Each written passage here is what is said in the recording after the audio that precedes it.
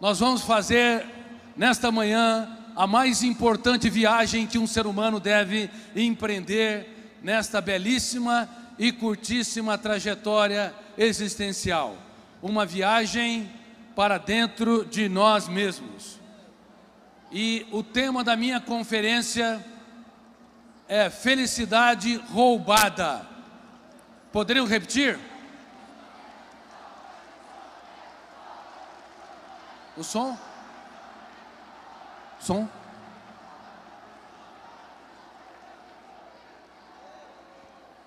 Felicidade roubada.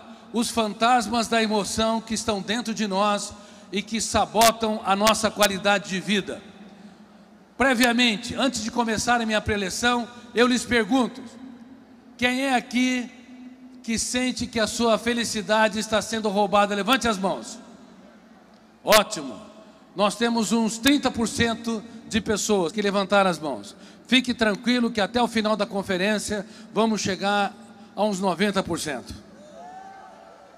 Ao longo da história da humanidade, as pessoas tiveram ou vivenciaram uma série de causas que comprometeram aquilo que elas têm de melhor dentro de si. Por exemplo, Freud, que foi uma das mentes mais brilhantes do século passado, escreveu mais de 5.000 cartas para os seus amigos. Era uma pessoa extremamente sociável, mas um dia, numa das cartas, ele disse que trabalhava por pura necessidade. A vida tinha perdido o sabor, o encanto para ele. Um dos seus netos teve tuberculose miliar e faleceu. E ele estava com câncer. E a sua dor física e emocional furtou a sua felicidade por um tempo considerável. Não há gigantes nessa vida. A existência é um grande contrato cujas principais cláusulas não estão escritas. Cedo ou tarde você vai ter que deparar com as suas lágrimas. Cedo ou tarde você vai ter que enfrentar a mais dramática fragilidade. Cedo ou tarde não vai ter ninguém que te apoie. Você vai estar sozinho dentro de si e vai ter que procurar lá no âmago do seu ser a força mais relevante para que você não viva essa tese. Repita comigo: se a sociedade me abandona, a solidão é suportável, mas se eu mesmo me abandono, a solidão é intolerável. O mundo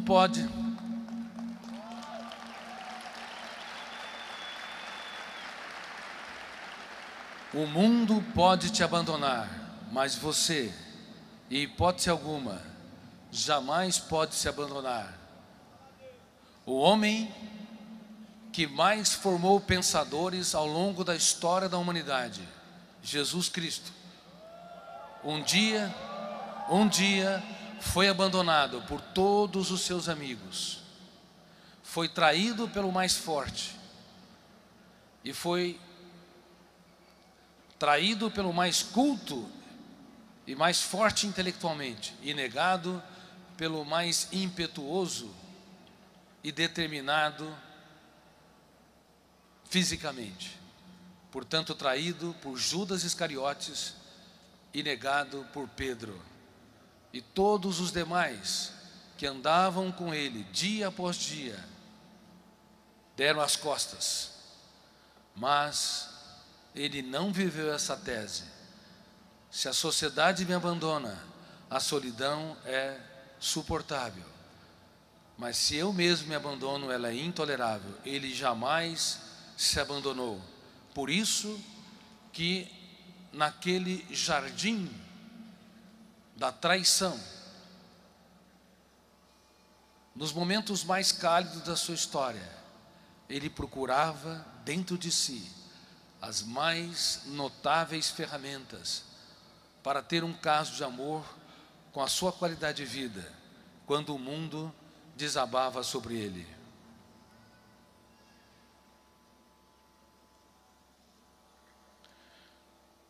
Reitero, a vida é um grande contrato de risco. As principais cláusulas não estão escritas. Cedo ou tarde, nós tropeçamos, passamos pelos vales dos vexames, pelas perdas, pelas frustrações, mas uma pessoa madura escreve os capítulos mais importantes da sua história nos momentos mais difíceis da sua vida.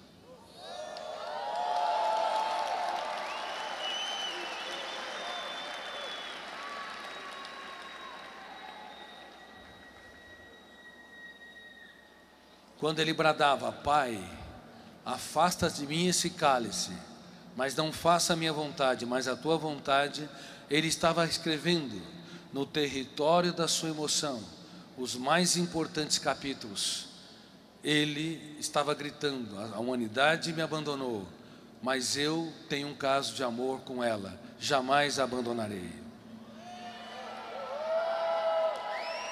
Quando teus amigos te decepcionarem, te frustrarem, traírem, derem as costas, você deve gritar dentro de si: apesar de ser ferido, machucado, apesar de ser abandonado, eu apostarei tudo o que tem naqueles que pouco têm.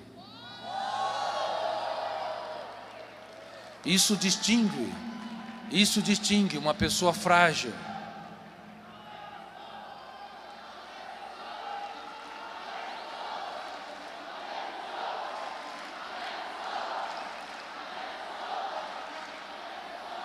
Muito obrigado, muito obrigado. Isso distingue uma pessoa frágil de uma pessoa forte. Os frágeis apostam naqueles que lhes dão retorno apenas. Os fortes apostam, como eu disse, tudo o que tem naqueles que os abandonam.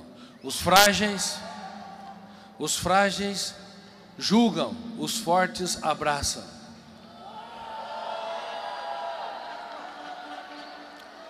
Os frágeis querem ter uma vida como um céu de brigadeiro, sem percalços e sem acidentes.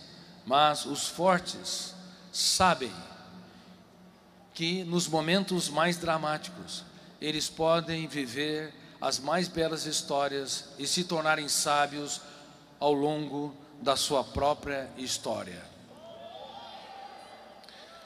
Freud passou por esse caos e teve a sua felicidade roubada. Einstein, que foi também uma das mentes mais brilhantes do século passado e de toda a história da humanidade, não brilhou como um aluno nos tempos da universidade, e após se formar, ele não brilhou como professor universitário. Aparentemente era um derrotado. Ele foi trabalhar numa firma de patentes, sem nenhum apelo intelectual, carimbando e analisando documentos. Mas ali, aquele jovem que tinha a idade de muitos de vocês, com 22, 23 anos, começou a libertar o seu imaginário. Parecia um louco. Ele imaginava-se sentado num raio de luz e observando o que acontecia com o tempo e com o espaço, libertando a sua criatividade, ousando a andar por ares nunca antes respirados, a propor ideias, sem medo de cair no ridículo. Ele começou a escrever a teoria da relatividade, e com 27 anos, ainda imaturo emocional e socialmente, ele lançou os alicerces básicos de uma teoria que mudou a nossa maneira de enxergar o mundo e a vida. 27 anos. Não foram os incentivos exteriores, os aplausos exteriores, não foram os encorajamentos dos seus professores, dos seus parentes. O que o levou a brilhar na sua mente foi uma força incontrolável de contribuir com a humanidade, mesmo diante dos acidentes da vida, mesmo quando o mundo desabou sobre ele. Mas Einstein tinha na sua personalidade alguns conflitos. Ele se casou e teve um dos seus filhos com um transtorno mental, uma doença psicótica, e ele internou esse filho no manicômio e nunca mais o visitou. O homem que mais conheceu as forças do universo foi derrotado pelas forças de um universo mais complexo que o universo físico, a mente humana.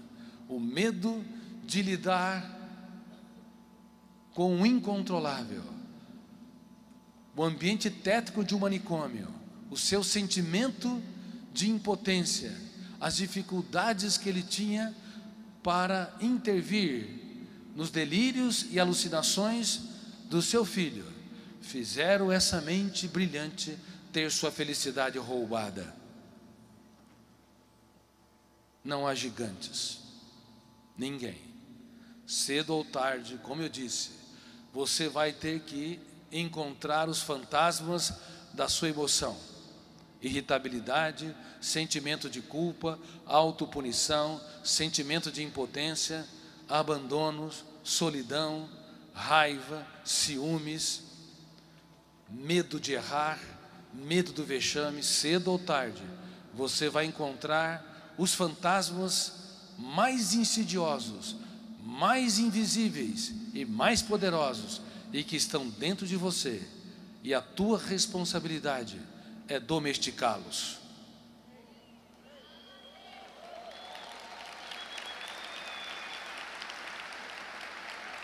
A tua responsabilidade é dar um choque de lucidez, criticá-lo, confrontá-lo, discordá-lo, impugná-los, como um advogado de defesa o faz no fórum. Mas infelizmente no mundo todo nós não temos treinamento para que o nosso eu, que representa a nossa capacidade de escolha para ser autor da nossa história, gestor da nossa mente. Infelizmente a educação mundial, ela está doente, formando pessoas doentes para um sistema doente. A educação mundial nos ensina desde a mais tenra infância, da pré-escola à pós-graduação, incluindo o mestrado e o doutorado, milhões de informações sobre o mundo de fora, do pequeno átomo ao imenso espaço, mas não nos ensina informações, técnicas, ferramentas para conhecermos o mais complexo de todos os mundos, de todos os planetas. Que planeta é esse? A mente humana. E por isso que frequentemente nós saímos como meninos, como diplomas nas mãos, despreparados para lidar com os vampiros emocionais que sugam o que nós temos de melhor. Dando conferência na Romênia para meus leitores, vocês sabem que eu sou publicado em mais de 70 países, dando conferência na Romênia para os meus leitores da área de psicologia, educação, medicina e outras áreas. Eu falei, na Romênia existe na Transilvânia a lenda do Drácula, e essa lenda surgiu a partir de um homem inumano que empalava os seus inimigos, os matava de maneira atroz. Claro, não existe Dráculas ou vampiros fora de nós, mas existem dentro de nós? Tenha certeza, de maneira metafórica, eu quero dizer que há muitos vampiros que estão dentro de nós, sugando o que nós temos de melhor. Vamos fazer um teste aqui? Quem é que sofre por antecipação? Levante as mãos, sejam sinceros. Vocês acabaram de detectar um vampiro emocional.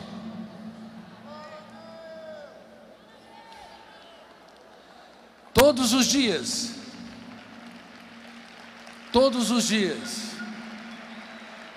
esse fantasma ou vampiro emocional que os leva a fazer o velório antes do tempo. Sofrer por aquilo que não aconteceu vai esgotando o seu cérebro, minando a sua criatividade, asfixiando a sua tranquilidade, seu encanto pela vida, sua capacidade de impactar as pessoas do seu trabalho, de fazer as coisas de um modo novo. E não apenas isso, não apenas o sofrimento por antecipação, o medo do que os outros pensam e falam de nós. Quem é que tem esse medo? Sejam sinceros, levante as mãos. Ou é preocupado excessivamente com o que os outros pensam e falam de si? Levante bem as mãos.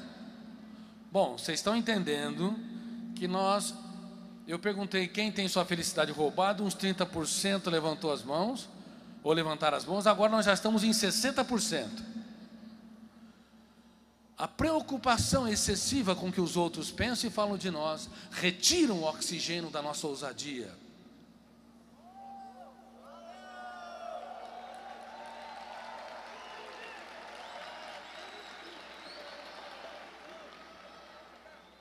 Por isso, nós temos que estar alertas. O nosso eu tem de usar ferramentas para se preocupar sim com os outros, ter um comportamento ético, inteligente, afetivo, generoso, mas jamais vender a nossa paz, a nossa tranquilidade e a nossa saúde emocional em função do que os outros pensam e falam de nós. Caso contrário, nós perdemos a autonomia, nos tornamos servos, escravos em sociedade livres. E eu falei exatamente isso para grandes líderes, seja no Supremo Tribunal Federal, para o Ministério Público Federal, tenho falado para a Polícia Federal, tenho falado para magistrados de várias partes do país, na Câmara Federal, que nunca nas sociedades democráticas, onde temos liberdade de ir e vir, e de expressar as nossas ideias, houve tantos escravos no único lugar que é inadmissível ser um prisioneiro dentro de nós mesmos.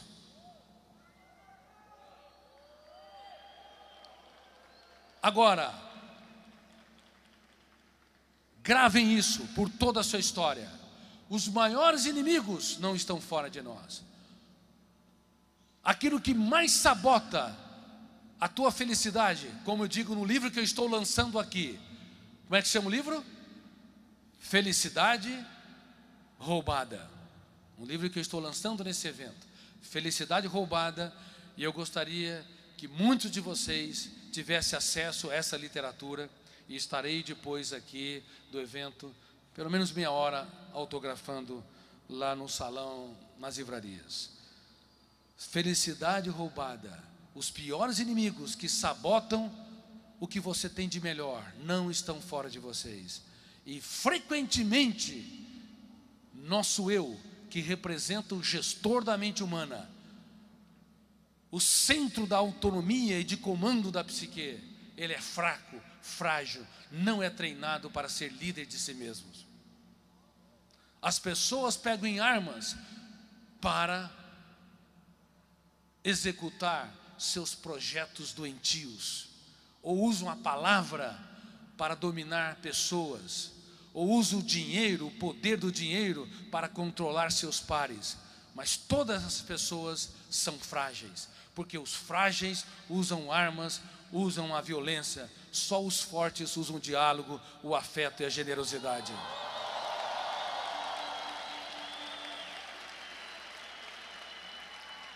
Mas em que universidade, em que escola de ensino médio ou fundamental se ensinam que o eu pode e deve gerir a mente humana, que o eu pode e deve dar um choque de lucidez em cada pensamento perturbador, que o eu pode e deve discordar de cada emoção fóbica, angustiante, tensa, confrontar com cada sentimento de autopunição? Aonde, em que recanto das sociedades modernas as pessoas são treinadas com cursos, treinadas intelectualmente para deixar de ser vítimas, para ser protagonistas da sua própria história?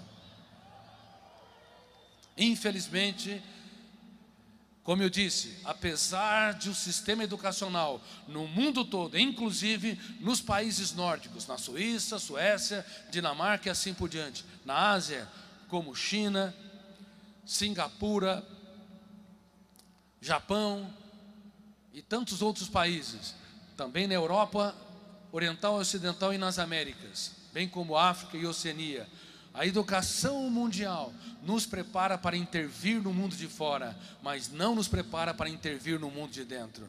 Nos prepara para ser gigantes no teatro físico, mas não para ser gigantes no teatro psíquico.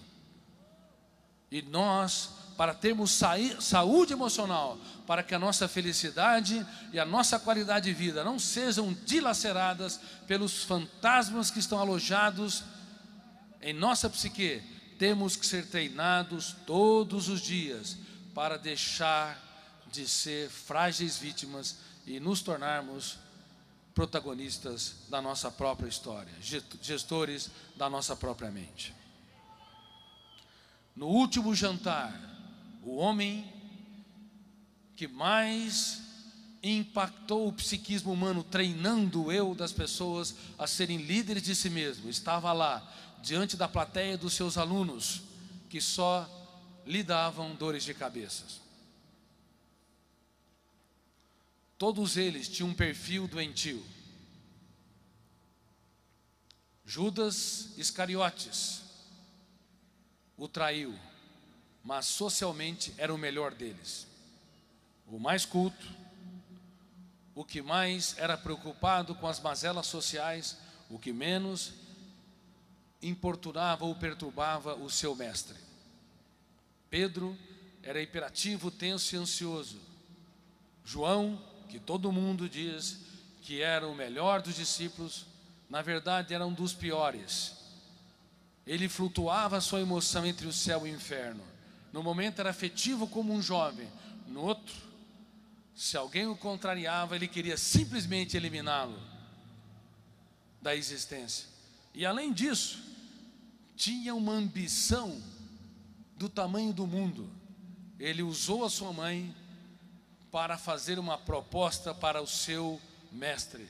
Quando ele vier no seu reino, quando assumir o seu reinado, um queria sentar do lado direito, o outro do lado esquerdo, João e Tiago. Um queria ser o ministro da economia e o outro o ministro da justiça. O resto, os cargos inferiores para os demais, da turbe. Esse era um jovem, como qualquer um dos jovens da atualidade, extremamente ambicioso, quer os melhores cargos, sem trabalhar.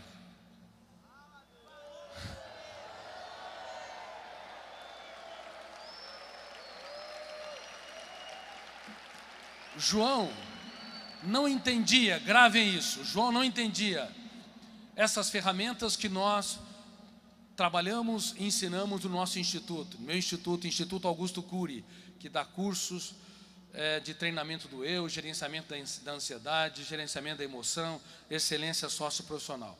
Mas gravem isso, sonhos sem disciplina, repitam, produzem pessoas frustradas. E disciplina sem sonhos produz pessoas autômatas. Eu vou repetir, eu quero que vocês recitem mais forte. Sonhos sem disciplina produzem pessoas frustradas que nunca executam seus projetos. E disciplina sem sonhos produz pessoas autômatas que só obedecem ordens. Divorciem esses dois fenômenos, sonhos e disciplinas, que vocês serão derrotados. Casem-nos, unam-os, que vocês terão sucesso aonde vocês forem, por onde andarem. Mas o jovem João queria o sucesso sem labuta, queria os aplausos sem passar pelos desertos, queria a glória, sem entender que ninguém é digno do pódio, se não utilizar os seus fracassos para conquistá-lo. Ninguém é digno da sabedoria, se não utilizar as suas lágrimas para irrigá-la.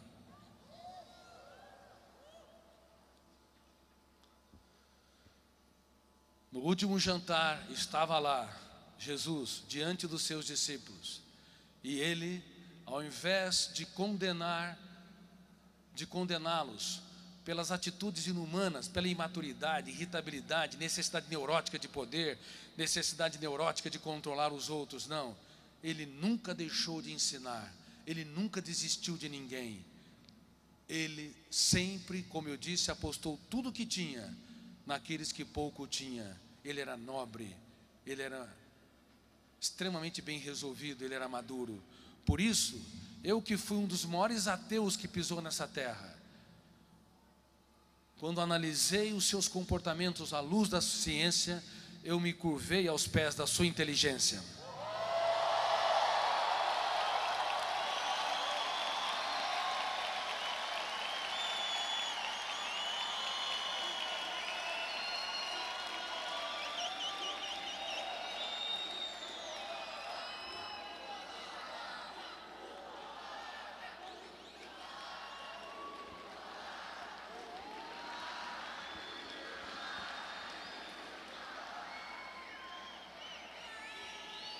Gravem isso.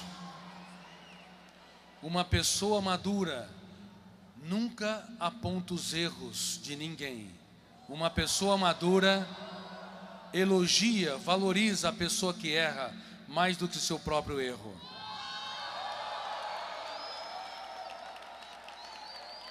Judas Iscariotes iria traí-lo.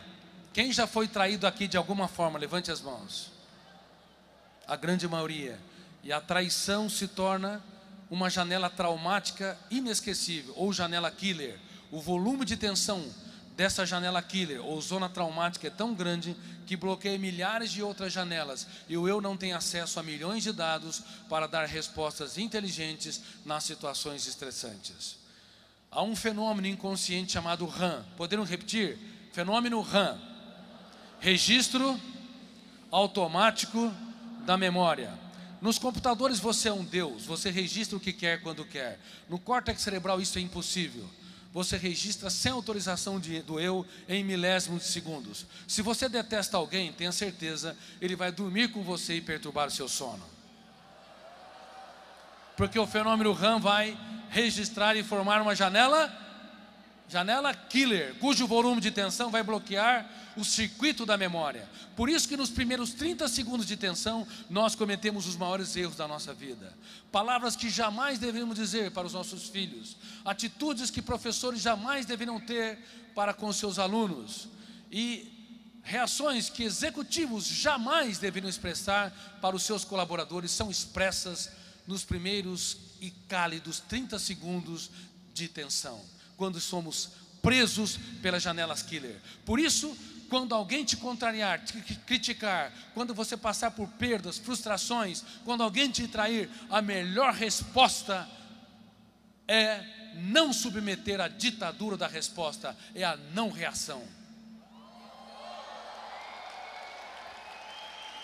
A melhor resposta é fazer a oração dos sábios. Podendo repetir? A oração dos sábios. A oração dos sábios é o silêncio, mas não qualquer silêncio. Não é um silêncio tímido, não é um silêncio encarcerante, não é um silêncio subserviente. É um silêncio onde você se cala por fora e grita por dentro. Quem me ofendeu? Por que me ofendeu? Em que circunstância me ofendeu? Devo eu ser escravo do meu ofensor? Eu exijo ser livre, eu exijo ser autor da minha história. Você acaba sendo um consumidor emocional responsável e maduro. Você teria coragem de ir no supermercado e comprar 1 quilo de alimento cheirando mal, putrefado? Sim ou não? Não. Mas quando alguém olha com o olhar atravessado, uma crítica, você compra ou não? Frequentemente compra. Nós compramos mal, porque não sabemos trabalhar o nosso eu, que representa o livre-arbítrio, a capacidade de decisão, a capacidade de escolha, para dar um choque de lucidez em todo o consumo emocional. A nossa terra vira terra de ninguém. A terra emocional vira terra de ninguém. Não tem fechadura, não tem tranca, não tem proteção. Dando conferência nos Estados Unidos para mais de 600 profissionais da minha área, mestres e doutores de psicologia, ciências da educação, coach e assim por diante. Eu falei para os meus alunos: Quem é que tem seguro? De alguma forma. Claro, lá nos Estados Unidos, praticamente todos levantaram as mãos. Seguro de carro, seguro de vida, seguro empresarial. Aí eu perguntei, quem tem seguro emocional? E ninguém arriscou-se a levantar as mãos, porque não aprenderam a proteger a mais importante propriedade, a única que não pode ser violada, porque se ela é violada, tudo o resto desmorona. A sua emoção é a mais importante propriedade. Sabe quantas pessoas vão desenvolver depressão ao longo da sua história? Na humanidade, 1,4 bilhão de pessoas. Baixíssima proteção emocional. Sabe quantas pessoas vão desenvolver um transtorno psiquiátrico ao longo da sua história? Importante, catalogado pela psiquiatria, de acordo com pesquisas internacionais. 3 bilhões a 3 bilhões e meio. Metade dessa plateia. E a minoria das pessoas vão ter recursos para se tratar com um bom psiquiatra, um bom psicólogo clínico. E a minoria da minoria vai ter uma resolutividade adequada. Por isso que hoje no nosso instituto, no meu instituto, nós estamos advogando que é muito melhor e muito mais generoso você prevenir do que você tratar. É muito mais importante você proteger a emoção e gerenciar pensamentos do que adoecer para depois procurar um profissional. O custo financeiro, o custo emocional é caríssimo. Nós temos que proteger a nossa emoção. Vocês têm que desenvolver seguro emocional. O mestre dos mestres, naquele jantar, desenvolveu o mais notável seguro emocional. Ele não vendeu a sua paz pela frustração, pela traição, pela negação, pelos estímulos mais estressantes que estavam ali, produzido por aqueles alunos naquela cálida refeição, na última refeição. Ele disse: um de vocês me trairá, mas eu não vou apontar a falha de ninguém. Todos queriam saber, mas ele não apontou. Ele simbolicamente deu um pedaço de pão para Judas, indicando que ele elogiou Judas. Ele não tinha medo de ser traído, ele tinha medo de perder um amigo. Nada e ninguém tirava a sua saúde emocional. Nada e ninguém. E ele mostrando uma capacidade de plantar não janelas killer, doentias, mas janelas light, saudáveis. Janelas light que financiam a capacidade de se colocar no lugar do outro, a capacidade de pensar, não se reagir, a capacidade de libertar o imaginário, de desenvolver criatividade. Ele pegou uma porção de água e uma toalha e se curvou aos pés daqueles alunos que só lhe davam dores de cabeça. Ele quis dizer que uma pessoa verdadeiramente grande se faz pequena para tornar os pequenos grandes.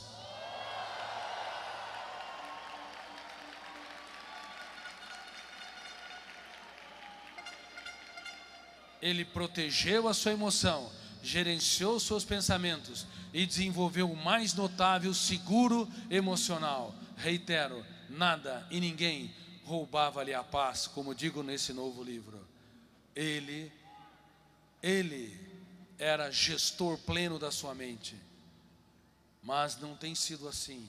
Intelectuais estão sendo furtados no que eles têm de melhor. Padres e bispos católicos, tenho muitos amigos entre eles, estão furtando a sua tranquilidade e a sua saúde porque não tem proteção emocional.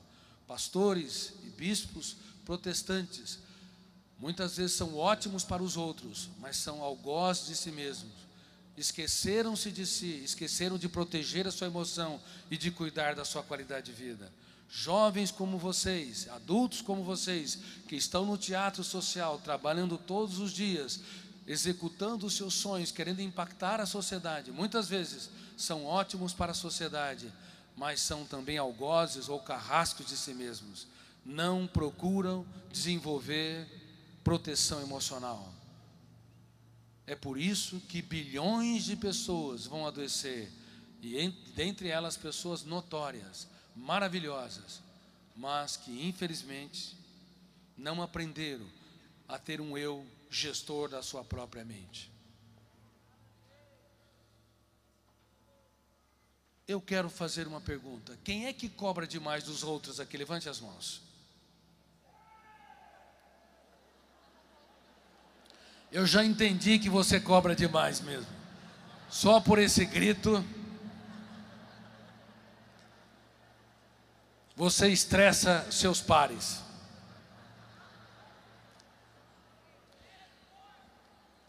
As pessoas que cobram demais plantam janelas light ou killer? Killer. Aproxima ou afasta as pessoas de si? Todo pai, toda mãe, todo professor, todo executivo, todo namorado, namorada, marido e esposa que cobram demais, constrange, asfixia, furta a felicidade e a tranquilidade dos outros, porque eleva o tom de voz, passa sermões ou repete ideias, critica excessivamente ou retalha os outros, compara ou assim por diante. Consequentemente, registra através do fenômeno RAM, registro automático da memória, janelas traumáticas ou killer, piorando as pessoas. Isso leva à contração do que elas têm de melhor. Por isso, em ambientes insuspeitos, nós vamos ter pessoas que não contribuem com os outros. Elas têm excelentes intenções, mas as suas atitudes vão contra a realidade que produzem dentro de si. Agora, outra pergunta: quem é que cobra demais de si? Levante as mãos. Parabéns. Nós já elevamos aqui em 80% as pessoas que estão precisando gerenciar a sua mente e proteger a sua emoção. Quem cobra demais de si costuma ser as melhores pessoas da sociedade. Parabéns, aplaudam-se. Mas,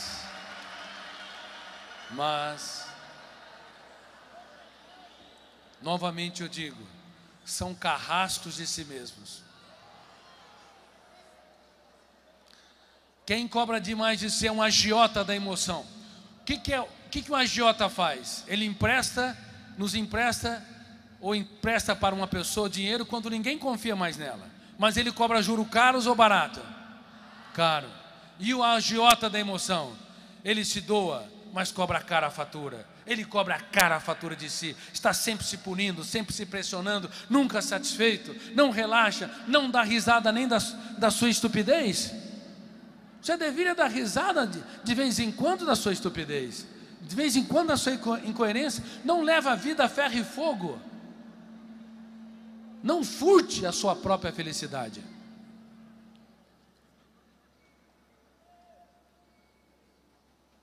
Então, por favor, se vocês querem ter seguro emocional, aprendam. Não cobrar excessivamente dos outros, nem cobrar excessivamente de si. Cobre o suficiente para encorajar. E a melhor maneira de encorajar não é punir, é elogiar, valorizar a cada momento, cada acerto, para que você plante uma janela light e forme um bairro novo ou uma plataforma no córtex cerebral para que o eu seja autor da própria história.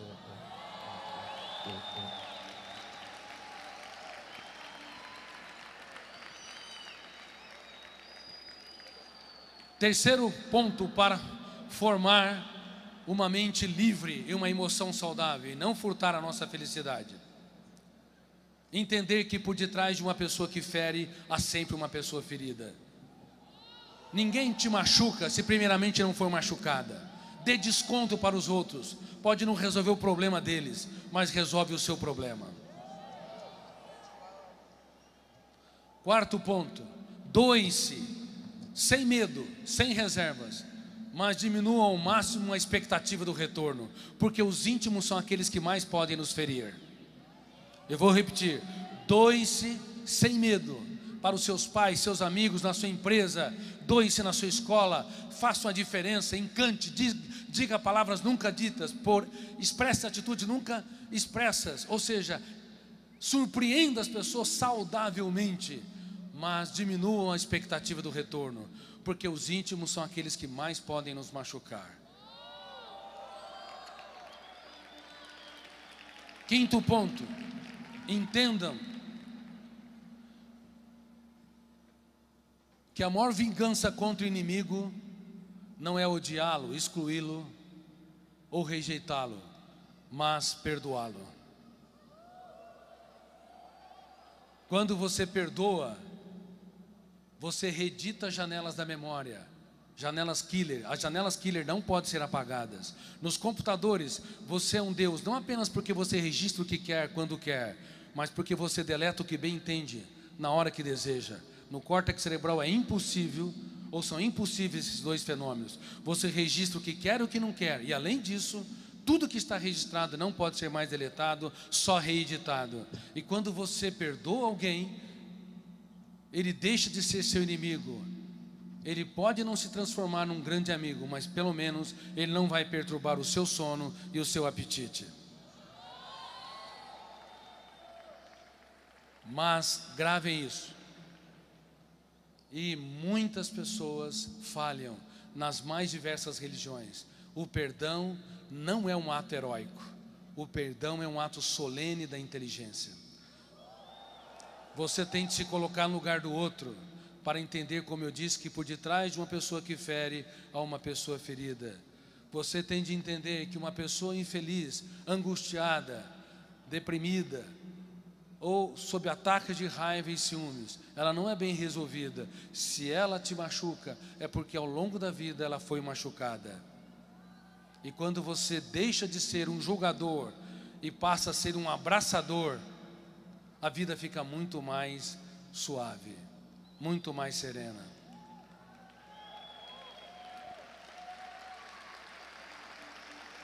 Quem sente que precisa perdoar mais de maneira inteligente, levante as mãos. E quem sente que precisa se perdoar, relaxar mais, levante as mãos. Isso, parabéns, parabéns. Eu gostaria de aplaudir vocês pela sua sinceridade. E se vocês estão dizendo que eu só tenho 10 minutos, então eu tenho que correr. E se vocês que estão acima da média estão com esses problemas, imagina o resto da população. Vocês não imaginam o caos que está a sociedade. Elas estão sem direção, sem estratégia. Seu eu não é minimamente protagonista da sua própria história. Os fantasmas da emoção que estão dentro delas estão furtando a sua felicidade. Felicidade é roubada. Isso é algo muito, muito sério. Quando eu escrevi esse livro, eu não imaginava que ele pudesse ser um dos livros mais lidos do país. Hoje é o livro adulto mais lido do país, é o romance psiquiátrico mais lido. Eu imaginava que houvesse uma ansiedade por ler um livro de maneira tão intensa, mas é um sintoma, infelizmente, de que a humanidade está adoecendo rápida e coletivamente. Perdemos a capacidade, ou não encontramos, não treinamos a capacidade de ser autores da nossa própria história, e vocês têm de ser autores da própria história. Agora eu quero falar de outra síndrome que eu tive o privilégio de descobrir, chamada síndrome do pensamento acelerado. Poderiam repetir? Muito bem. Síndrome do pensamento acelerado. Antes de falar sobre os sintomas e sobre ela, eu quero fazer uma pergunta. Quem sente que precisa de técnicas, ferramentas ou curso para gerenciar a sua emoção, a sua ansiedade? Levante as mãos. Então vamos lá. Gravem isso, gravem isso. Pensar é bom. Pensar com consciência crítica é ótimo. Pensar demais é uma bomba contra a saúde emocional. Quem pensa demais sem gerenciamento é como uma máquina o dia todo, dia e noite, ligada sem descanso. Aumenta a temperatura e as peças se fundem. Vamos ver como é que está a sua qualidade de vida em relação à síndrome do pensamento acelerado. Antes disso, gravem, não apenas o eu constrói pensamentos, mas há 3 fenômenos que lê a memória sem autorização do eu e que constrói pensamentos. Um deles chama alto fluxo. Ele lê a memória milhares de vezes para produzir imagens mentais, pensamentos e ideias, para promover entretenimento, prazer, encantamento, inspiração e sonhos. Só que esse fenômeno, que chama-se alto fluxo, repita comigo, ele é tão estimulado hoje pelo excesso de informação, televisão, games, dados, atividades, que ele constrói pensamentos numa velocidade nunca antes vista. Uma criança de 7 anos de idade tem mais informações do que o imperador romano tinha no auge de Roma. Produziu um desastre sem precedente na história, na mente humana, em todo o mundo, gerando a síndrome do pensamento acelerado. E nós temos um programa chamado Escola da Inteligência, para entrar na grade curricular 1 aula por semana, para que as crianças e adolescentes aprendam a gerenciar esses pensamentos. Quem tem amigos, filhos na idade de adolescência ou na fase de infância, levante as mãos. E quem é professor ou professora aqui, levante as mãos. Ótimo. Por favor, está o Bruno aqui, converse com ele sobre o programa Escola da Inteligência. E quem é de cidades fora de São Paulo, levante as mãos. Poxa, quantas pessoas. Nós, com muita humildade, eu renunciei aos direitos autorais do programa Escola da Inteligência para que ele seja acessível às escolas públicas e particulares, aqui e no mundo todo. E nós estamos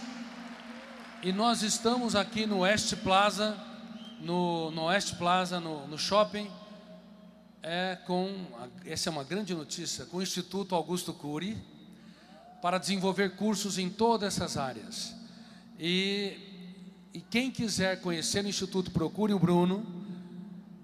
E também, você que está em cidade de fora e tem o sonho de contribuir com a humanidade e de abrir um instituto na sua cidade, também procure o Bruno, porque estamos abrindo franquias no Brasil todo e também em muitos países. Então procure o Bruno. Podia se levantar, Bruno, por favor? Procure o Bruno, por favor. É uma grande oportunidade de contribuir com a sociedade. Bom, eu vou fazer uma série de perguntas aqui ligado à síndrome do pensamento acelerado. Levante as mãos com honestidade se vocês têm esses sintomas. Quem acorda cansado? Levante as mãos. Tem gente tão cansada que nem consegue levantar as mãos direito. Dores de cabeça? Levante as mãos. Dores musculares? Queda de cabelo? Irritabilidade? Quem tem dificuldade de conviver com pessoas lentas?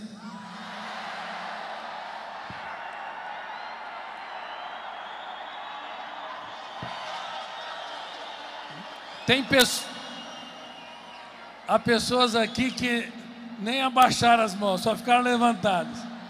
Bom, não é que elas são lentas, é que vocês são rápidos demais. E gravem isso. Smartphone viciam, games viciam. Ficar o dia inteiro plugado é um crime contra a saúde psíquica.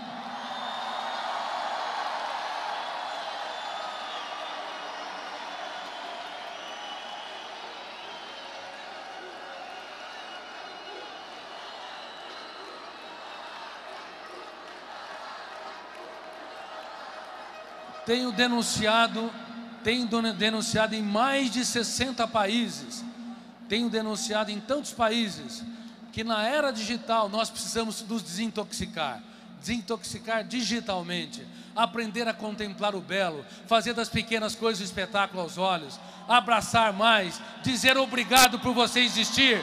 Façam isso, quem está do seu lado, abrace.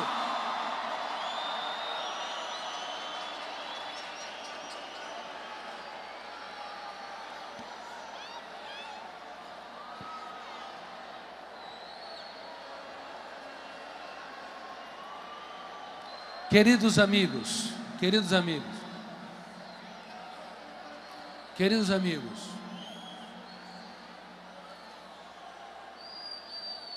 fiquem, por favor, no máximo 2 ou 3 horas por dia com o celular. No final de semana, não fica o dia inteiro.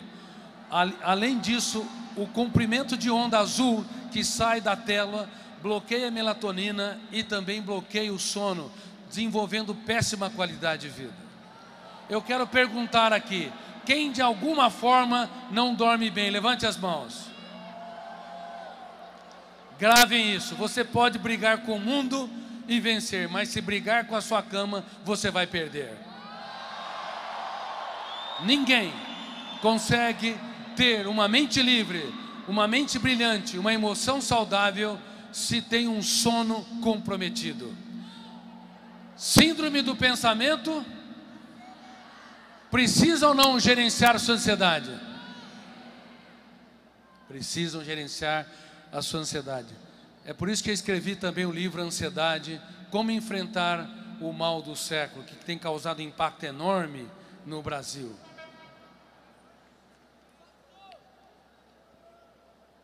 Mas uma pergunta, e se me responderem coletivamente, vou encaminhá-los 1 mês para um hotel fazenda. Pagos pelo meu amigo e querido amigo, o Bispo Rodovalho.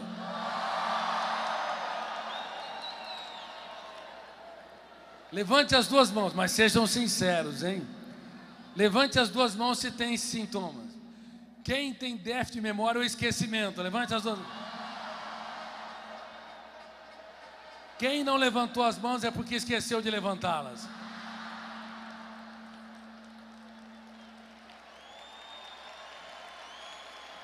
O cérebro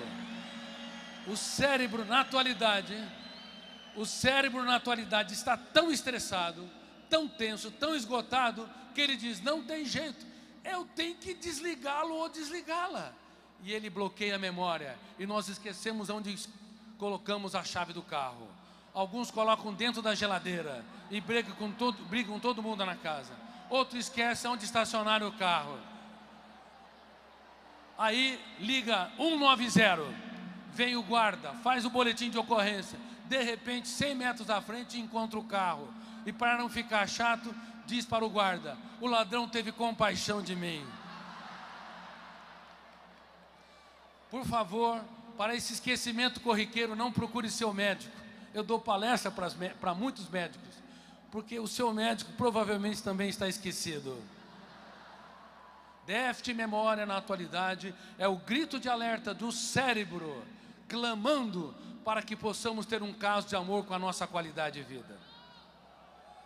Diga com você mesmo, eu preciso ter um caso de amor com a minha qualidade de vida. Porque quanto mais saudável eu for, mais criativo eu serei, mais impacto eu causarei no meu trabalho, na minha família, no teatro social. E o tempo está esgotado.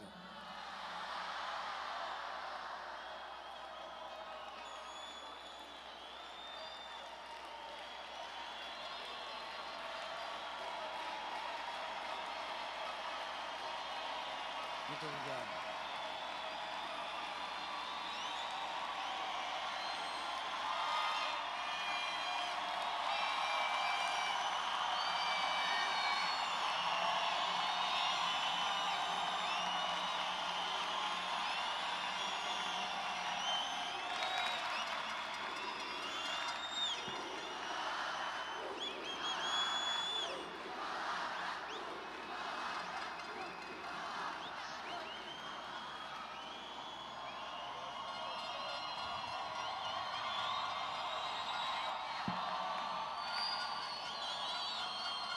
Eu estarei meia hora aqui no box autografando os livros, no máximo meia hora, depois eu tenho compromisso. E eu vou pedir sinceramente que vocês deem um abraço carinhoso um no outro e digam obrigado por você existir, você é especial e insubstituível. A humanidade precisa de você. Diga essas palavras, por favor.